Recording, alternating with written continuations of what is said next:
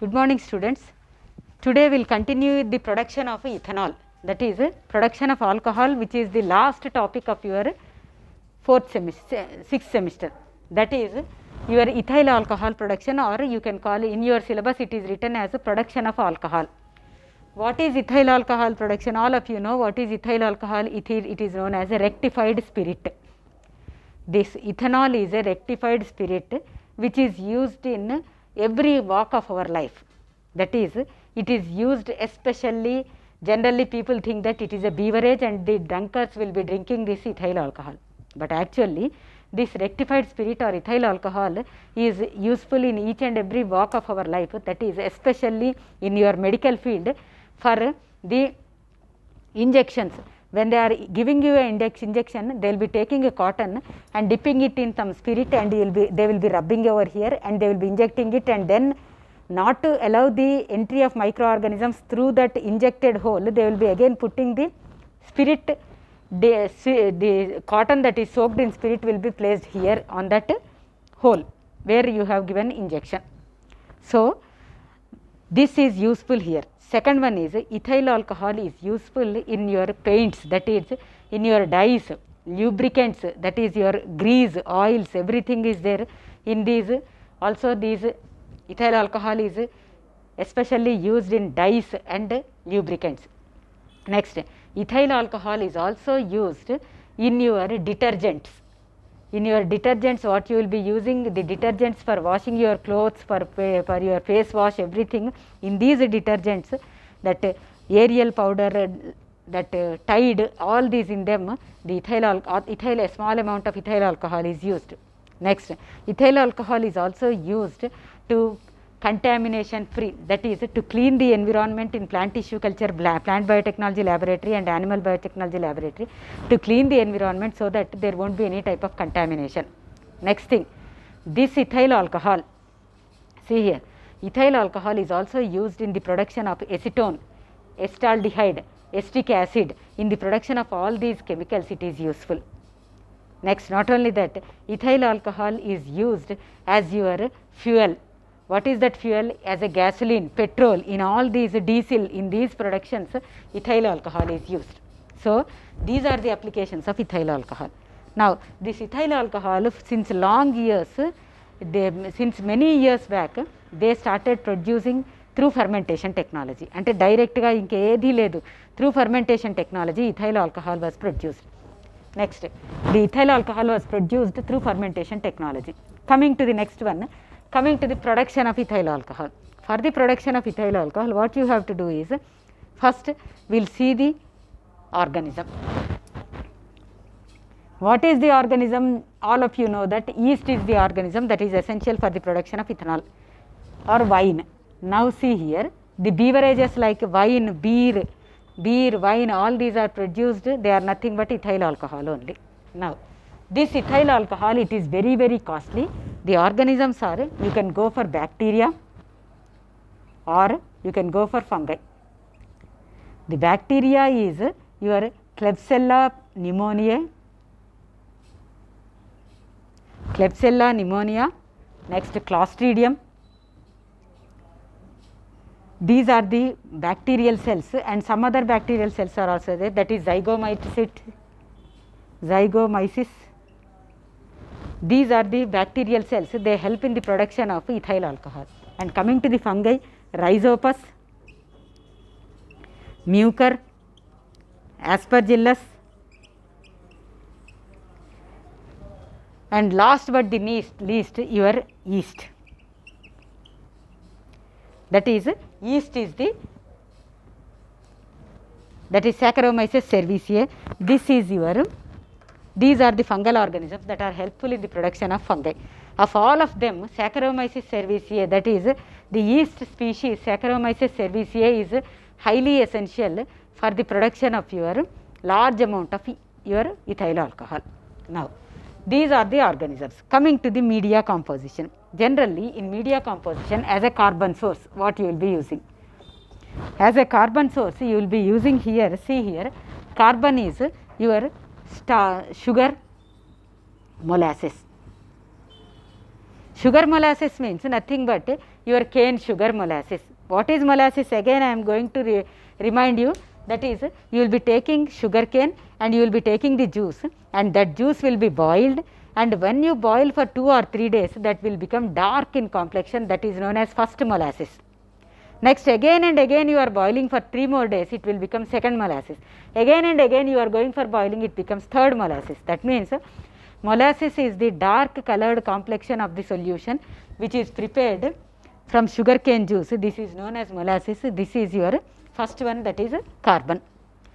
This you can go for molasses. Second one is your, next one is your starch.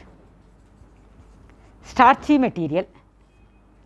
Starchy material means, see here, you will be taking the starchy material, that is, see, you will be taking the wheat, rice, sorghum, potato, all these are the starchy materials. You will be taking them, and they consist of complex sugars, and those complex sugars are broken into simple sugars like glucose. They are broken into simple sugars like glucose, and these substances, they are used for your fermentation medium. That means the starchy compounds like your wheat, rice, sorghum, potatoes, all these are taken, and all these are can be used as your carbon source in your starchy production. They consist of large amount, the name itself is starch. Starch means they are polysaccharides, and these polysaccharides are broken by enzymatic method into simple sugars like glucose or glucose residues or glucose, and they are added to your fermentation unit. Or if not, the third one is lignocellulose.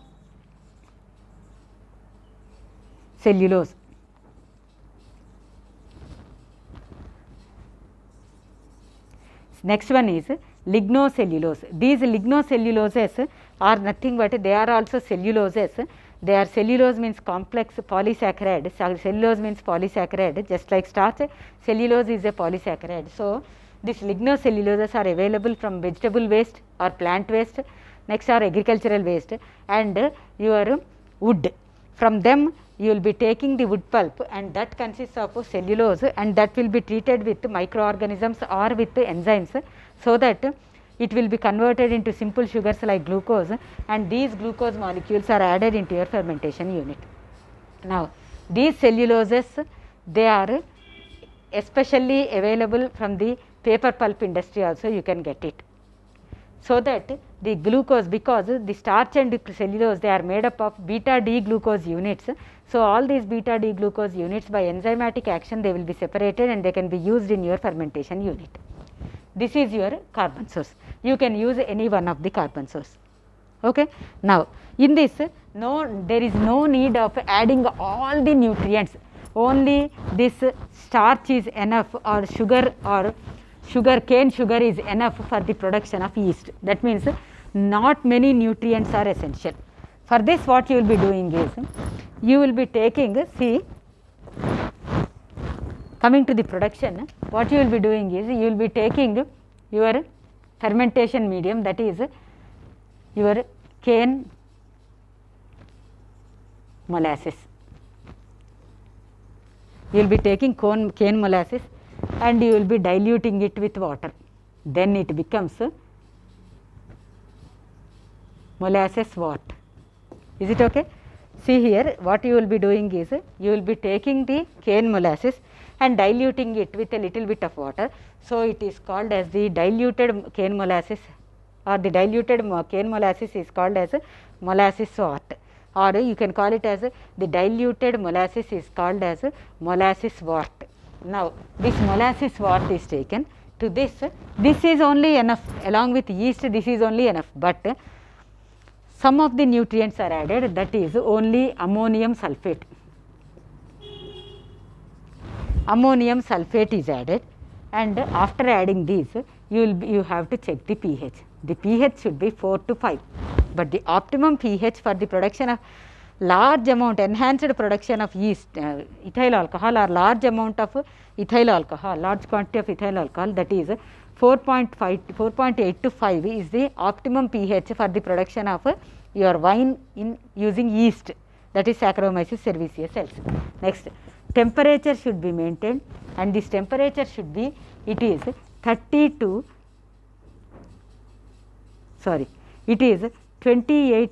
30 degrees centigrade is the optimum temperature for the production of maximum production of your alcohol. Next, pH temperature, you have maintained it and you have taken the medium. Now what you have to do, how many days you have to go, that is for 30 to 72 hours, that means 1 to 3 days you have to incubate it in a fermenter, you have to grow it in a fermenter. Now to this you add yeast, to this you add your yeast cells that are grown in the culture, 24-hour grown fresh culture. From that fresh culture you will be collecting the yeast cells. Now take it, after taking it what you will be doing is you are going for fermentation, go add it in a fermenter. In this fermenter what you have to do is you have to go for aeration and agitation. You have to go for aeration and agitation. Now when you are going for aeration and agitation, only for 24 hours. That means for 1 day you have to give aeration and agitation. Then immediately the yeast cells will start absorbing the carbon source, that is your cane molasses plus water or diluted molasses is equal to molasses, salt and ammonium sulfate at a pH of 4.8 to 5 and temperature 28 to 30 degrees centigrade. For first 24 hours you are providing aeration, continuous aeration and agitation. So that is, you will be supplying oxygen through the spargers and you will be using turbines, you will be rotating it and you are maintaining the pH and temperature. Then within this time the yeast cells grow, multiply.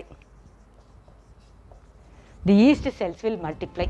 When they increase in number, they multiply, immediately what happens is the temperature rises. Because of the metabolic activities of these many number of yeast cells, temperature increases. When temperature increases, what you have to do is you have to cool it using water jacket which is present outside. See here, this is your water jacket that is present outside the fermenter. Through this water jacket, cool water will be flowing continuously, so that it regulates the temperature, it maintains the temperature to 28 to 30 degrees centigrade, and it will not allow the rise of the temperature in the fermenter, so that the yeast cells may die. For that reason you have to use cooling coils or cool water jacket is used, and then the temperature is maintained. After 24 hours, why? Because for the activity and multiplication of yeast it requires oxygen. So here it is aerobic. Here it is aerobic type of fermentation. Now initially for 24 hours or initially for 1 day, the fermentation is an aerobic type of fermentation, because the oxygen will help in the activity of the yeast cells, as well as it helps in the multiplication of the yeast cells, so that it requires a little bit of oxygen. Without that oxygen, yeast cells cannot multiply. If they are not multiplying, they cannot produce your essential amount or required amount of your ethyl alcohol. For that reason you have to use. Now you have to stop aeration. See here, you have to stop aeration. Once the aeration is stopped, now complete anaerobic environment is created.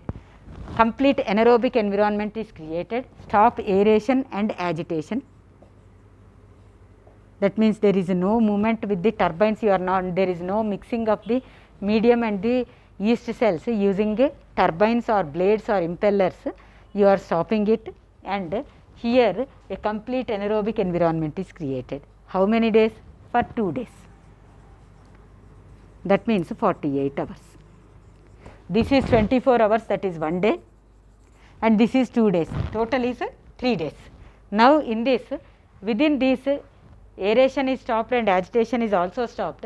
A complete anaerobic environment is created, so that the yeast cells, they start producing carbon dioxide and ethanol. They start producing carbon dioxide and ethyl alcohol.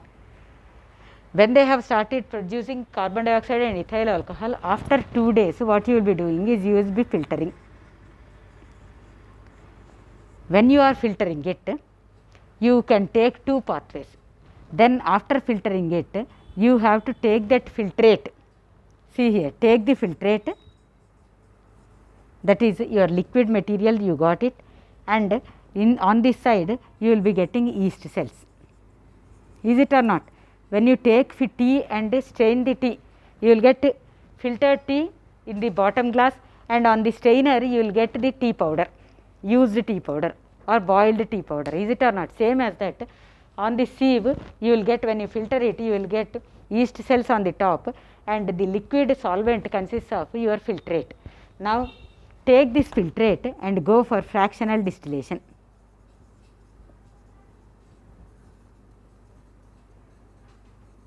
Or this can be called as the distillation is done fractionally. When fractional distillation is done, immediately, just like distilled water, the impurities, all the any ammonium or sulfate or carbon compounds, any compound is present, all of them are removed. When all the components are removed, impurities are removed, immediately you will get ethyl alcohol. And this ethyl alcohol is 95.6% purity. The ethyl alcohol is 95.6% pure ethyl alcohol is produced. Okay. Now this ethyl alcohol, now what about these yeast cells? These yeast cells are taken and they are grown in fermenter, or simply these yeast cells, they are washed, dried. They are washed and dried. See here, we are not going for this. We are taking these yeast cells that are collected after filtration of ethyl alcohol. You have to take the yeast cells, and these yeast cells are washed. After washing, they are dried. What is washing? Here you will be taking the ethyl alcohol, the yeast cells, and adding a little bit of water or some nutrients, and go for centrifugation for 2 or 3 times, so that any impurity or ethyl alcohol is there, that will be removed, and only the yeast cells, just as a PPT or pellet, you will get it, and that yeast cells, those yeast cells that you got as a PPT, you take them and dry them. When you dry them, then that washing is done and drying is done. Dry it in sunlight, then you will get this SCP. You can market it by packing it in this one, and you can call them as single cell proteins, and that can be consumed directly, and they are highly proteinaceous. And some of the SCP, that is single cell proteins, that are produced from yeast, they are useful in treating diabetes. That means for diabetes patients also, you can give them the proteinaceous food in the form of SCP, that is single cell proteins, that is dried yeast cells are consumed directly as single cell proteins by all the population, but especially some of the yeast cells, they are useful in as single cell proteins for treatment of diabetes, especially the thiobacillus. Instead of yeast, if you are using thiobacillus bacterial cell or thiobacillus microorganism, that after collecting the thiobacillus cells, instead of yeast cells, you will be collecting, if you add, instead of yeast, if you are adding thiobacillus, those thiobacillus cells are collected, they are washed, that is centrifuged, and after removing to remove the impurities, and then after washing you go for sunlight drying, and these dried substances are your single cell proteins that can be consumed to treat diabetes. Now this ethyl alcohol is collected, which is 95.6% pure. Now coming to the next one, when you are talking about the ethyl alcohol, this ethyl alcohol can be produced by the organism by glycolysis pathway. See here, the glucose which is present in your molasses, this glucose is converted to pyruvic acid. This glucose is converted to pyruvic acid, and this pyruvic acid by means of EMP pathway or glycolysis immediately this pyruvic acid will be converted into your acetaldehyde, and this acetaldehyde will be converted into carbon dioxide and your ethanol. This will be converted into carbon dioxide and ethyl alcohol. That means the biochemistry behind this ethyl alcohol production or alcohol production is that it undergoes EMP pathway or glycolysis. It is following EMP pathway or glycolysis, and immediately it is producing ethyl alcohol, and this ethyl alcohol is used for as a beverage and for all the day-to-day activities. So, with this we have completed ethyl alcohol, and in the next class we will continue with methane production, that is production of methane. With that we will be completing all the productions. Okay, thank you students.